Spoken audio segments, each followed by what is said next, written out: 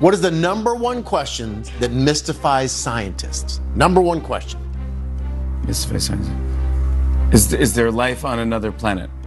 Oh no. Why does Meghan Markle make her own pretzel bags? They don't know why. That's interesting. She takes it from one bag and puts it in another bag. Another bag. And that confuses people. This, we're just gonna put into a different bag. Another big revelation was that Meghan said that she and Harry actually got married 3 days before the royal wedding. Great, now I feel like a fool for waking up at 5 a.m. to watch two married people get married. She is an absolute user of the media.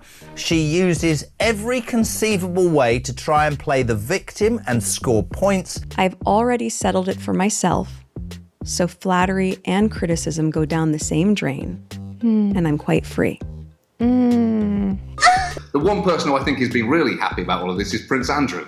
Hot diggity dog! That's my yacht girl!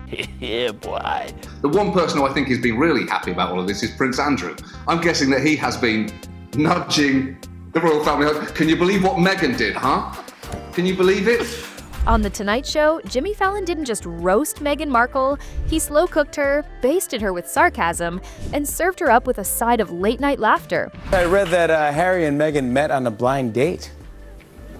Here's how they planned it. Meghan was like, I'll be wearing a blue shirt, and Harry was like, I'll be Prince Harry. If Meghan thought Netflix cancellations were bad, wait till she sees what happens when Fallon turns her brand drama into a comedy monologue. Later in the press conference, a reporter asked Trump about Meghan Markle, and this is what he had to say about her. I'm not a fan of hers, and she probably has heard that, but I wish a lot of luck to Harry, because he's going to need it. Wow. Who had Meghan Markle on their random Trump insults bingo card? Anyone? If you're keeping track, Meghan Markle's got beef with the Queen of England and the President of the United States. No wonder she's ranked the second most disliked celebrity in the world. Apparently, even the audience can't handle all that royal seasoning. The woman who destroyed her in-laws' family, whose own family doesn't like her, whose the in-laws obviously don't like her, the public doesn't like her, she seems to be one of the more vindictive, sort of nasty figures in public life. And Fallon wasn't alone. The joke chain reaction is real. Stand-up comics, TV hosts, even meme accounts are treating Meghan and Harry like the buy one, get one free deal of celebrity punchlines. No matter the format, the roast writes itself. This is a dangerous person. I don't like her. That's what everybody says. Yeah. Everybody who works for her quits.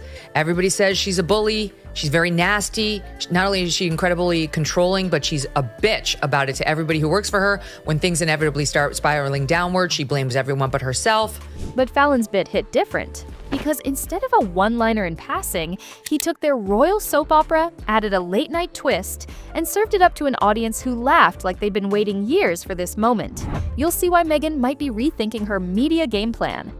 Did you guys see this? Meghan Markle announced that her As Ever product line sold out in under an hour. It's strange when you marry a prince and you're the breadwinner of the family.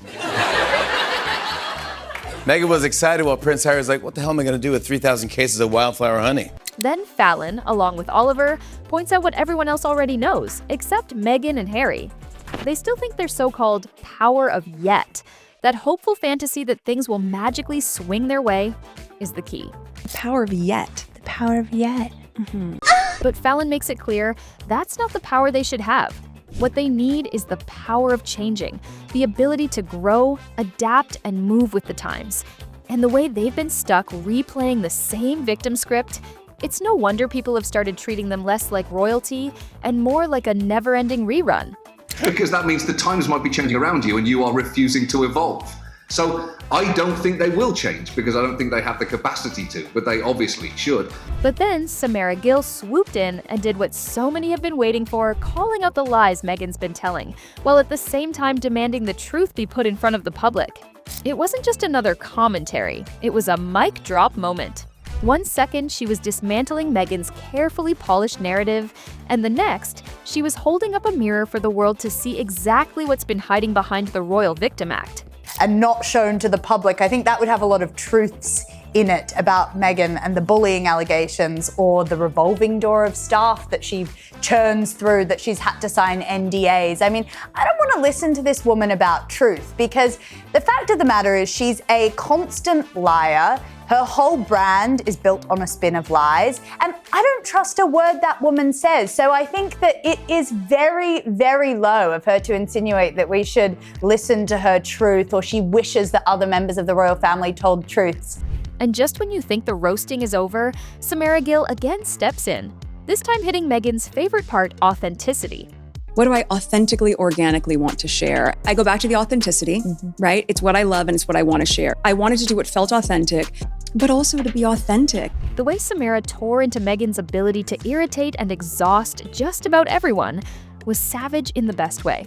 It's like Meghan has turned being insufferable into a full-time job, and Samara Gill clocked in just to call it out. Honestly, moments like this prove people are elite at roasting Meghan's reality.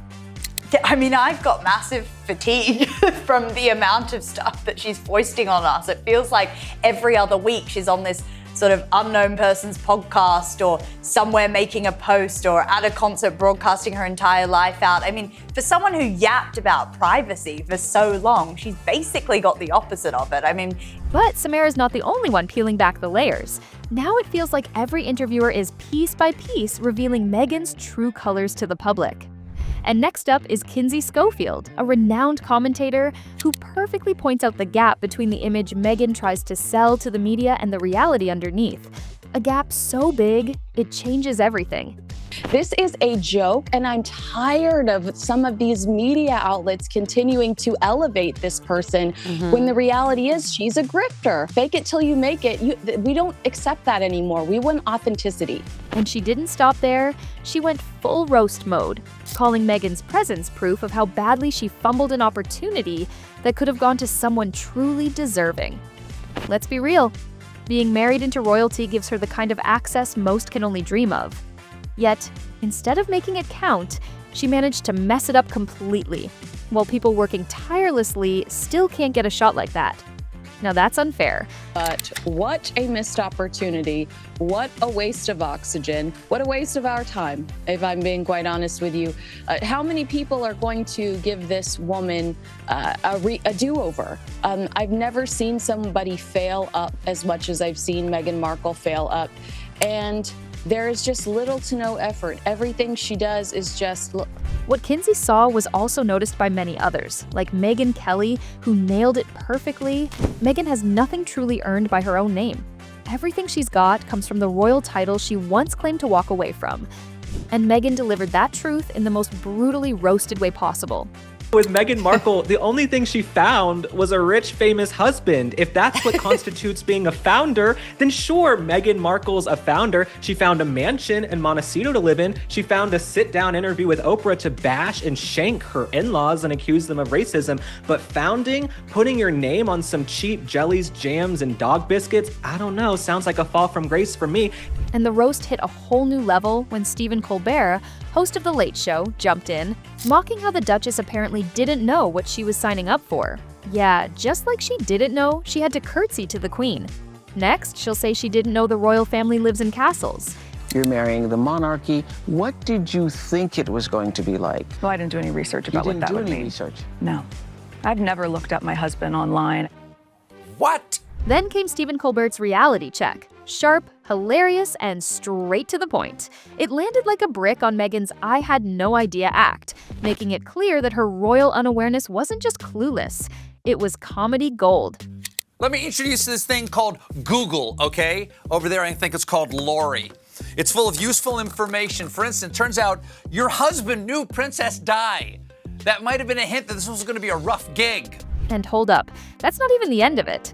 Colbert went the extra mile, tossing Meghan a homework list of other royal figures to Google. Yes, right alongside her own husband, just so she could finally grasp what exactly she had signed up for in the first place. Also, while you're Googling, you might want to try the combo Andrew, Island, and Epstein. And there you have it. Colbert absolutely ate her up, roasting her to the core. That's what happens when you start talking without doing your homework. You get burned. Her so-called authenticity act didn't just backfire, it came with the fire station's number taped right on it. Oh, And if you don't Google things, you're the only person I can show this to. It's a cat who plays the electric piano. You had to be there in 2007. And if you thought this was peak comedy, buckle up because now we've got Ryan Reynolds and Conan O'Brien weighing in on Meghan's jam. Yes, the Deadpool King and the master of late-night chaos decided to take a sniff at her royal fruit spread. Spoiler alert, it's less organic luxury and more PR smoothie with a side of delusion. No, I really am a middleman for jars of jam and tiny yogurts. What? He works for Meghan Markle. Yes. Really tiny jams, harvestable jams. Yes, exactly. Made from the oils of Montecito. If Jimbo Reynolds wasn't dead, I would say he is Meghan Markle. Adjacent. And just when you think the fire's dying down, Sharon Osbourne strolls onto Piers Morgan's set to spill the tea on Piers Morgan's show. She practically gift-wrapped the truth Meghan and Harry tiptoed around. And trust me, once you hear it, you'll get to know why this royal truth is the only thing still keeping their spotlight on.